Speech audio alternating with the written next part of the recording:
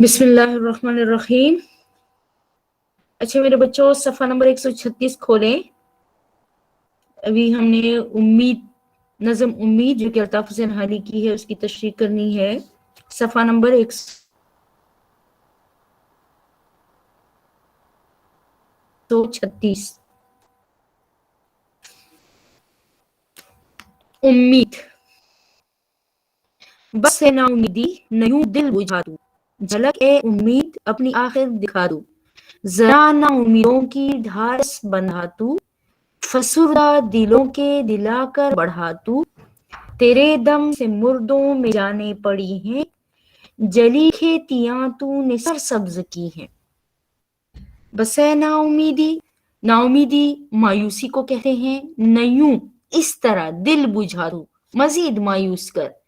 झलक नजारा, ए उम्मीद अपनी उम्मीद आस को कहते हैं, अपनी आखिर दिखा तू। जरा ना उम्मीदों की मायूस लोगों की ढारस बंधा तू, हौसला बढ़ा तू। तेरे दम से मुर्दों में जाने पड़ी हैं, मुर्दों में जाने पड़ी हैं, मुर्दों में जान आई है, जली खेतियां तूने सरसब्ज की हैं। जली खेतियां, जले खेत तूने फिर से सरसब्ज किए हैं। अब बच्चे इस तशरीह को आप देखें। आप जानते हैं कि ये बंद या ये नज़म ये मौलाना अल्ताफ हुसैन हाली की शोहर आफाक नज़म मदजर इस्लाम से ली गई है। उसी से एक कित्ता है, और इसका हम अब पहला बंद जो आपके कोर्स में उम्मीद के उन्वान से है, आपकी किताब में उम्मीद के उन्वान से है, पहला बंद हम पढ़ रहे हैं। तो इस पहले बंद में मौलाना अल्ताफ हुसैन हाली जो है नाउमीदी से मुखातिब है। क्या कहते हैं? नाउमीदी से मुखातिब होकर कहते हैं कि ए नाउमीदी,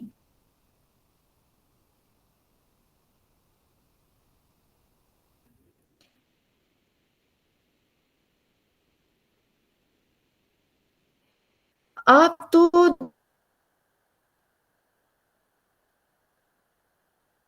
दिल बुझाने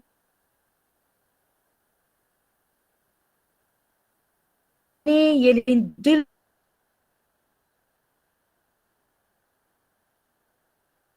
को उदास करने का सबब बनती है। इसलिए ए नाउमीदी, तू मजीद मेरा दिल न बुझा, तू मजीद मुझे मायूसी का शिकार न कर। इसके साथ ही हाली ने उम्मीद को आवाज दी है।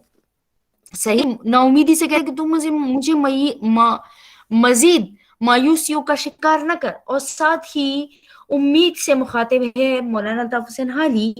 उम्मीद से कहता है कि ए उम्मीद, तू ही अपनी झलक दिखला, तू ही अपना चेहरा दिखा, तू ही अपना दीदार करा, तू ही अपना नजारा करा, कि तुझसे दिलों को सुकून मिलता है, आराम मिलता है, राहत मिलती है। परेशान दिलों को तू ही शाद करती है।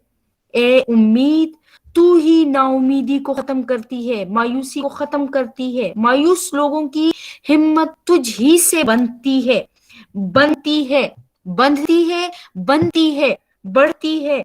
ए उम्मीद, तू मायूस लोगों को हौसला देती है, बुझते दिलों को फिर से रोशन करती है, अंधेरे में चिराग बन जाती है, यहाँ तक कि मुर्दा होते वजूद में उम्मीद से ही जान पड़ जाती है। शायद क्या कहता है? शायद कहता है, जिंदगी हसरतों का मलबाया, जिंदगी हसरतों का मलबाया, कुछ उम्मीदों का मौजज़ा कहिए। इजमाली तौर पर कहा जा सकता है कि हाली ने उम्मीद की अहमियत बयान करने की कोशिश की है। इस बंद में मौलाना अल्ताफ हुसैन हाली ने क्या करने की कोशिश की है? उम्मीद की अहमियत बयान करने की कोशिश की है। और मायूसी को, यानी उम्मीद क्या करती है? मायूसी को खत्म करती है जी।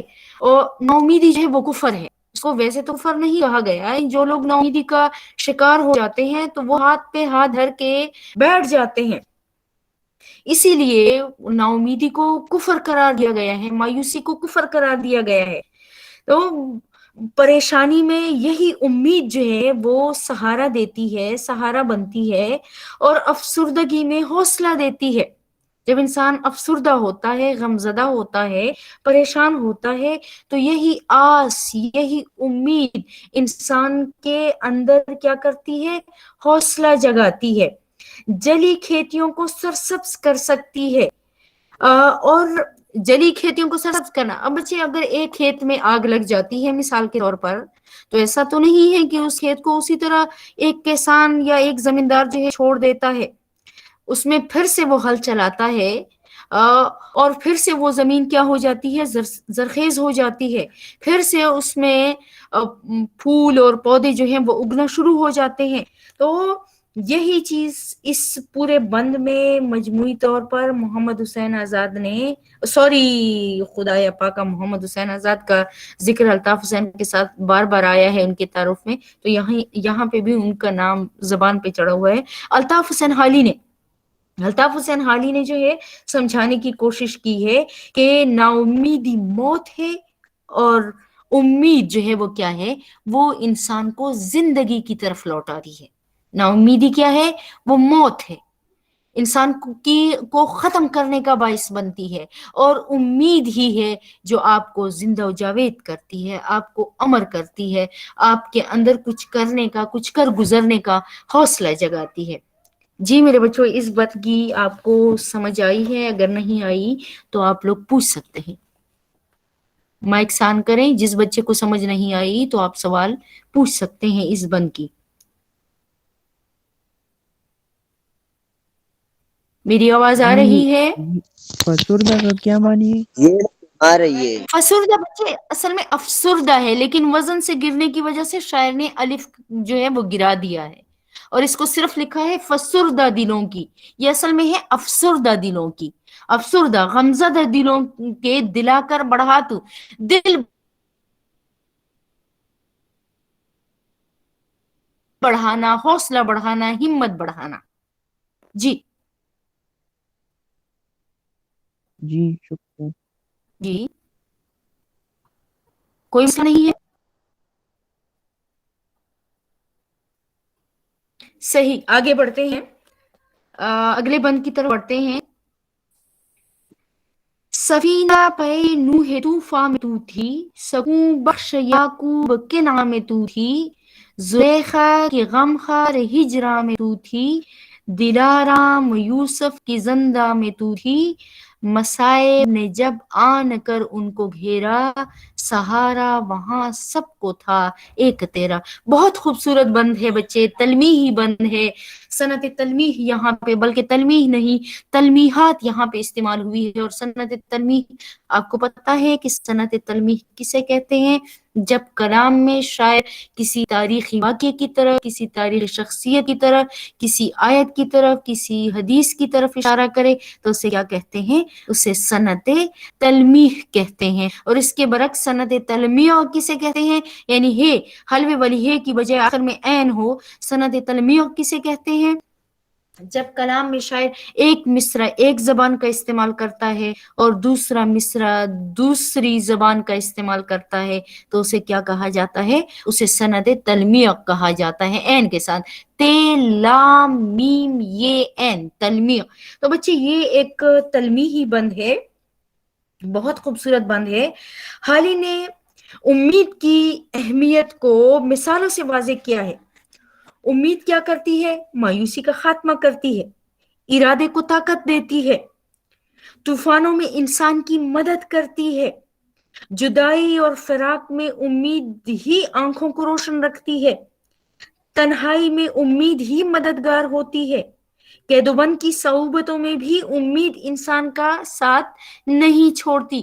یعنی جب آپ پر مصائب آتے ہیں، آپ تکالیف کا شکار ہوتے ہیں، غموں کا شکار ہوتے ہیں، تو پھر کیا ہوتا ہے؟ یہی امید آپ کو ان تاریکیوں سے نکالتی ہے۔ جہاں انسان کو اس کا سایہ بھی چھوڑ جائے تو وہاں پہ کیا ہوتی ہے؟ وہاں بھی امید ساتھ نبھاتی ہے۔ صحیح، جہاں پہ سایہ بھی آپ کا ساتھ نہیں دیتی تو وہاں پہ کیا کرتی ہے؟ سایہ جو انسان کے وجود کا حصہ ہے، سایہ کیا ہے؟ انسان کے وجود کا حصہ ہے، وہ بھی تاریکی میں آپ کا ساتھ چھوڑ دیتی ہے، لیکن امید اس تاریکی میں بھی آپ کا ساتھ بچے نہیں چھوڑتی، آپ کے ساتھ ہوتی ہے، آپ کے قدم بقدم شانہ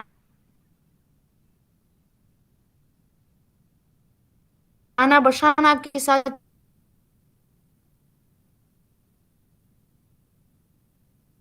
چلتی ہے، آپ کے اندر کی امید جو ہے آپ کے اندر حوصلہ جگاتی ہے.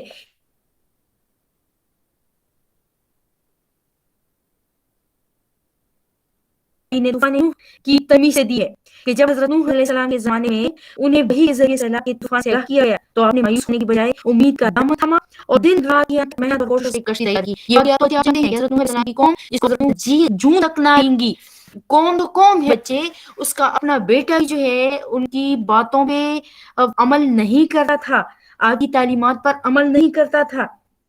تو جب اللہ تبارک و تعالیٰ کی طرف سے آپ کو یہ وحی ہوئی کہ آپ کی قوم پر جو ہے عذاب آنے والا ہے،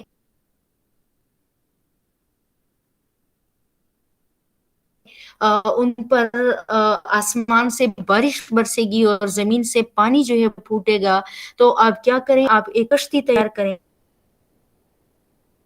آنے والے جو ہیں اس کشتی میں محفوظ رہیں گے، اور اس کے برعکس دیگر لوگوں کو کیا کیا جائے گا، دیگر لوگوں کو غرق کیا جائے گا. تو کہتے ہیں کہ اس وقت ظاہری بات ہے کہ اسے امید تھی کہ اللہ تبارک تعالیٰ مجھے بچائے گا، یہ کشتی اللہ تبارک و تعالیٰ کی حکم کی بدولت مجھے کیا کرے گی، مجھے محفوظ رکھے گی.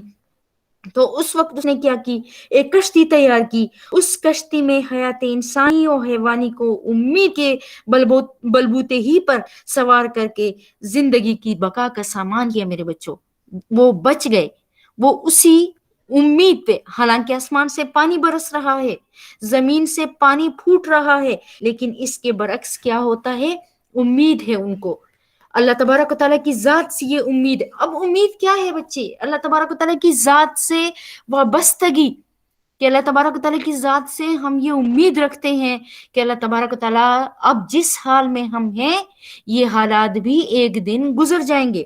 جیسا کہ محمود غزنوی کا واقعہ میں بار بار آپ کے سامنے بیان کرتی ہوں کہ محمود غزنوی نے اپنے نوکر ایاز سے کہا تھا کہ آپ کوئی ایک ایسا جملہ میری انگوٹھی پہ لکھوا دیں کہ اگر اسے میں تکلیف میں دیکھوں تو غمزدہ ہو جاؤں، اور خوش ہو جاؤں، اور اگر اسے میں خوشی میں دیکھوں، پرسکون لمحوں میں دیکھوں تو میں کیا ہو جاؤں، میں غمزدہ ہو جاؤں، میں بے چین ہو جاؤں. تو اس نے کون سا جملہ اس پہ لکھا کہ یہ وقت بھی گزر جائے گا. تو یہ کیا ہے، اچھے کی امید، اچھے کی امید جو ہے یہ انسان کو کیا کرتی ہے، تقویت دیتی ہے، طاقت دیتی ہے. تو یہاں پہ حضرت نوح علیہ السلام کی کشتی جو ہے، سفینہ پے، سفینہ بچے کہتے ہیں کشتی کو، پے کے لیے، نوح طوفان، نوح طوفان، طوفان نے نوح میں تو تھی کیا تھی، امید کا باعث تھی. سکون بخش کے یعقوب کے نام تو تھی، سکون بخش، آرام بخش. یعقوب کون ہے، حضرت یوسف علیہ السلام کا باپ ہے. کنعان فلسطین کا ایک علاقہ ہے. حضرت یوسف علیہ السلام کے لیے ماہ کنعان کا استعارہ بھی استعمال کیا جاتا ہے. تو فلسطین میں یہ واقعہ ہے. تو کہتے ہیں کہ سکون بخش یعقوب کے نام ہے، جو کہ حضرت یعقوب علیہ السلام کی جگہ ہے، جائے پیدائش ہے، وہاں ان کی سکونت کی جگہ ہے. تو یہاں پہ کیا کہتے ہیں کہ سکون بخش یعقوب کے نام تو تھی. کہ اسی طرح جب حضرت یعقوب علیہ السلام کے لخت جگر حضرت یوسف علیہ السلام آپ سے جدا ہو گئے، اب وہ واقعہ بھی آپ جانتے ہیں، یہ بھی تلمیحی مصرع ہے. حضرت یعقوب علیہ السلام حضرت یوسف علیہ السلام کے واقعے کی طرف اشارہ ہے کہ حضرت یوسف علیہ السلام جو کہ ان کے غالباً 10 سوتیلے بھائی تھے، اور حضرت یعقوب علیہ السلام اپنی تمام اولاد میں سب سے زیادہ محبت جو ہے حضرت یوسف علیہ السلام سے کیا کرتے تھے. تو آپ کے دیگر بھائی جو ہیں وہ آپ سے حسد کرنے لگے، اور تب انہوں نے سوچا کہ ہم حضرت یوسف علیہ السلام کو کیا کر دیتے ہیں، ان کو اپنے باپ سے دور کر دیتے ہیں تاکہ ان کی محبتیں ہمیں بھی نچھاور ہوں. اور پھر وہ ان کے ساتھ کیا کرتے ہیں کہ باپ سے ان کو لے جاتے ہیں اور پھر ان کے قمیص پہ وہ کیا کرتے ہیں، جانوروں کا خون لگاتے ہیں اور ان سے بہانہ یہ کرتے ہیں کہ جی وہ جانوروں کا درندوں کا شکار ہو گئے ہیں، اور دراصل ان کو مارا نہیں گیا ہوتا بلکہ ادھر ایک کنواں ہوتا ہے، اس جسے چاہے یوسف آ رہی ہے، چاہے یوسف سے صدا، دوست ہیں تھوڑے یا اور بھائی بہت۔ تو یہاں پہ بھی انہوں نے یہی تلمیح استعمال کرنے کی کوشش کی ہے کہ دوست کو بھائی پر فوقیت دینے کی کوشش کی ہے کہ اس قسم کے بھائی کہ جو دھوکے باز ہوں، جو کہ حاسد ہوں، ان سے وہ دوست کہ جو باوفا ہے، جو با اعتماد ہے، وہ ایسے بھائیوں سے بہتر ہے۔ تو یہاں پہ حضرت یعقوب علیہ السلام کا واقعہ جو ہے وہ بیان ہو رہا ہے کہ حضرت یعقوب علیہ السلام سے جب ان کے بھائی کو بیٹے حضرت یوسف علیہ السلام کو ان کے بھائیوں نے دور کر کیا، تو ان کی یاد میں دن رات حضرت یعقوب علیہ السلام کیا ہوتے تھے، رو رو کر بے حال ہو گئے تھے۔ حضرت یوسف علیہ السلام کو بھائیوں نے کہاں پھینک دیا تھا؟ کنویں میں پھینک دیا تھا، اور بعد میں مصر جانے والے ایک قافلے کے ہاتھوں جو ہے انہوں نے اس کنویں سے نکال لیا تھا، اور اسے پھر مصر کے بازار میں عزیز مصر پہ فروخت کر دیا گیا تھا، اور انہیں عزیز مصر کی بیوی جو ہے زلیخا نے خرید لیا تھا۔ اور حضرت یوسف علیہ السلام کا بے پناہ حسن جو ہے وہ زلیخا جو ہے، جو کہ عزیز مصر کی بیوی تھی، اس کو انتہائی بھا گیا تھا، پسند آ گیا تھا، مگر حضرت یوسف علیہ السلام کی پاکدامنی نے انہیں ہر برے لمحے سے محفوظ رکھا، اور زلیخا نے ان پر الزام تراشیاں بھی کی، انہیں قید بھی کر لیا گیا، لیکن چونکہ وہ پاک تھے اسی لیے وہ سچ ثابت ہوئے۔ اور دوسری طرف یعقوب علیہ السلام، تو حضرت یعقوب علیہ السلام اپنی بیٹی کی یاد میں زارو قطار رویا کرتے تھے، لیکن اس کو پھر بھی امید تھی، اسے امید تھی کہ میرا بیٹا کیا ہے، زندہ ہے، اور وہ ایک نہ ایک دن دوبارہ لوٹ آئے گا۔ اس حوالے سے اپنے غالب کا بھی ایک شعر ہے کہ قید میں یعقوب نے لی گو نہ یوسف کی خبر، قید میں یعقوب نے لی گو نہ یوسف کی خبر، لیکن آنکھیں روزن دیوار زنداں ہو گئیں۔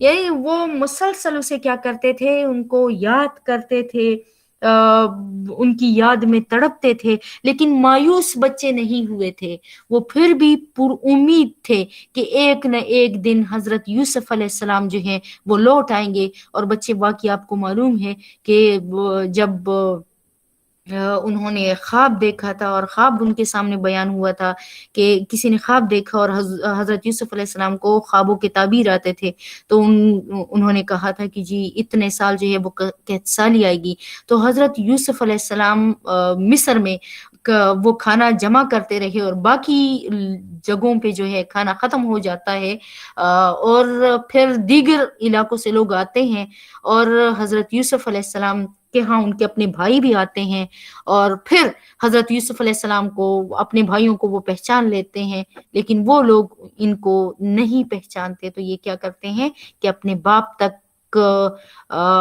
بنیامین جو اس کا اپنا بھائی تھا، حضرت یوسف علیہ السلام کا بھائی تھا، اس کو روک لیتے ہیں اور ان سے کہتے ہیں کہ جب تک آپ اپنے والد کو یہاں پہ نہیں لاؤ گے تب تک جو ہے بنیامین کو آپ کے حوالے نہیں کیا جائے گا، اور پھر یوں باپ بیٹا جو ہے وہ آپس میں ملتے ہیں۔ تو سکون بخش یعقوب کے نام تو تھی، یہی امید تھی بچے کہ جس نے حضرت یعقوب کے لیے جو سکون کا باعث تھی، راحت کا باعث تھی، آرام کا باعث تھی کہ میرا بیٹا زندہ ہے اور ایک نہ ایک دن جو ہے وہ دوبارہ لوٹ آئے گا۔